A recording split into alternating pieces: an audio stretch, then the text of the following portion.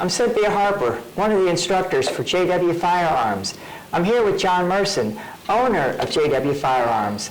John, we just got finished with a holster draw class and with some amazing students, and I'm sure they learned a lot of great techniques. I'm also sure that they learned where their abilities are a little bit short and where they're a little bit strong. You know, but it got me to thinking. We spent a tremendous amount of money and time and effort to obtain our wear and carry permit. It's not an easy process. We show up at the range, once a month, and we shoot about 50 to 100 rounds, try to make ourselves better standing in that little cubicle.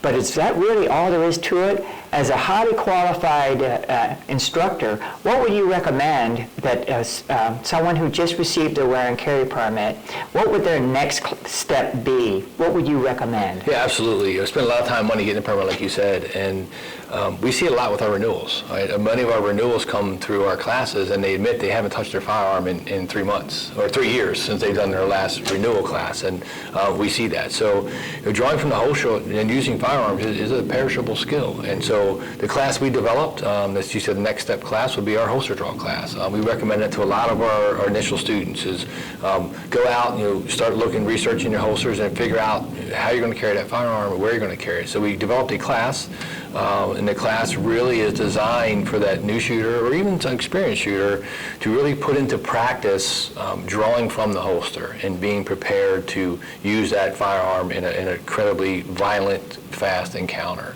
And we usually start out with the gear. We start out in the classroom and we evaluate the students' gear. The type of holster that they're using, maybe the type of belt that they're using, all those things we're going to need to look at to make sure we can do it safely. But it really comes down to the type of holster someone's going to use, how they're going to secure that firearm, where they're going to secure it on their body. And we've quickly realized that some people come with a plan and they get into the range and realize the plan doesn't work too good. So we really get into the gear that they're going to use. That's kind of step one. The gear would consist of not just a holster, but it would also consist of other items. So it's really a whole ecosystem that has to match. Does it work for every single person, the same holster? Right, absolutely not, right? So you spend that money, you research a great holster, but that holster has to be secured to your body somehow, right? So maybe you wear a belt, maybe you don't wear a belt. Maybe you dress casual, maybe you dress more business-like. So how you're going to secure that gun in the holster is one thing, but how you're going to secure that holster to your body and where you're going to secure that holster on your body is really going to dictate the type of system, like you said, that's needed to keep that firearm secure and where you want it. And then the type of holster, you use a light or you use some type of optic. So there's a lot to think about, and then we kind of touch on that, and it gives you a chance to use your stuff, your equipment, your gear in a live setting and find out, does it work for me or does it not work for me?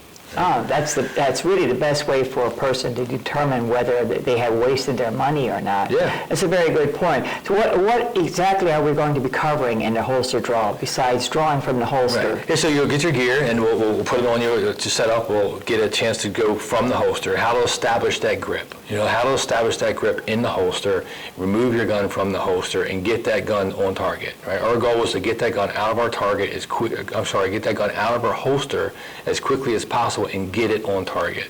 And that's a big step. Clearing the holster and getting it on target is one of the biggest steps of getting into this holster draw class. And then once we get through the holster draw and we review how to draw from the holster, we'll go into the different grips. Typically we stand there, we draw from a holster, we get a good two-handed grip, and that works great. We do a great job in the range, but reality is in real life, you may not be able to use both hands. Once you get that gun out of your holster, that support hand may be pushing away a loved one, creating distance. It may be preoccupied by holding on to something. So we'll go over how to shoot one-handed. Shoot with your weak hand, shoot with your strong hand, how to transition from weak to strong and back again. So we'll go over those things and really point out how important it is to have your hands free.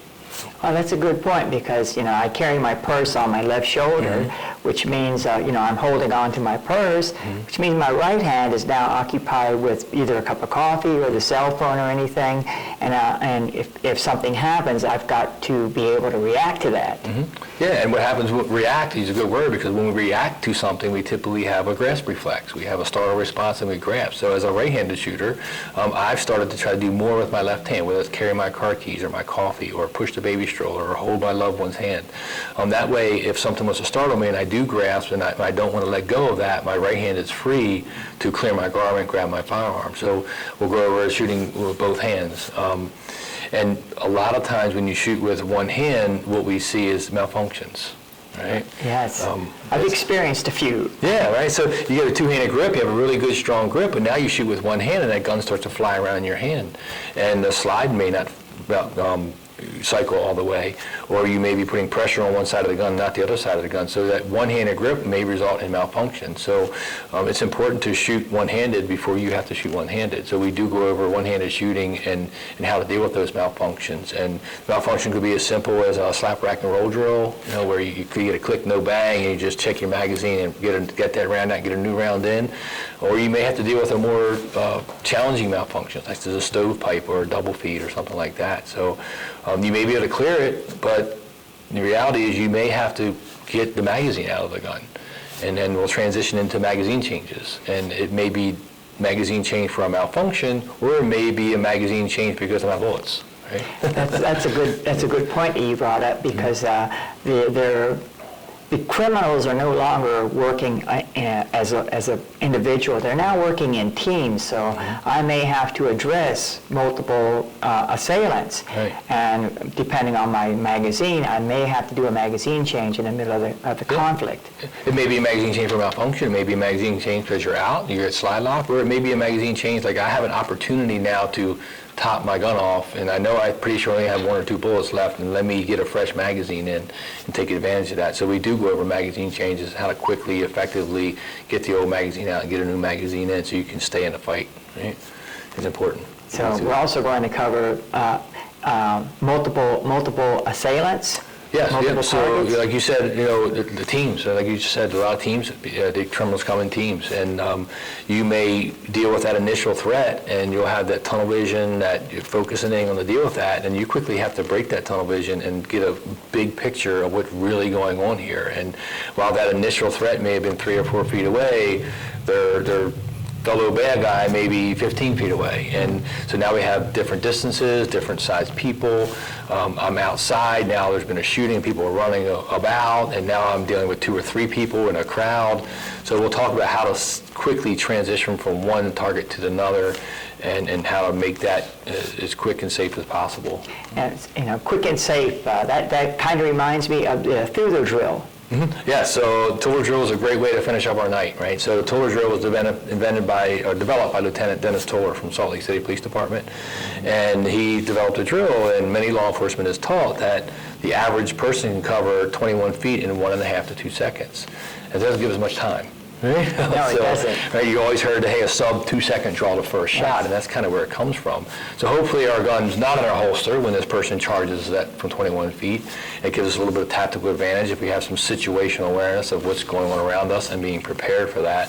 But the reality is at the end of the night, we kind of finish up with that, and students are typically, they're better shooters than they started, but they also realize, wow, I pulled the trigger 6 times and hit the target once. Right? Yes. And it really drives home with just how quick and how fast and how violent a true self-defense shooting is going to be. Yeah. Right? That's a great point. You don't know what you don't know, and if you've never drawn from the holster and shot from the holster, it's something that's totally strange. And it's something that you need to learn. Otherwise, there's no sense in carrying a firearm at all.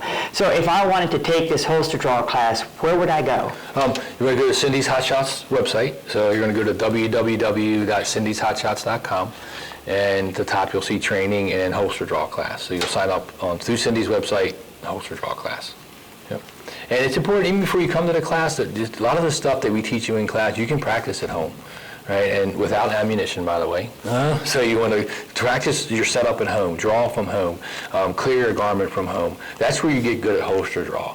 The real purpose of this class is to use live ammo in a live range and be able to really evaluate your setup with live ammo. But you can do a lot of that before you get to the class, and hopefully after class you continue to practice that after class, right?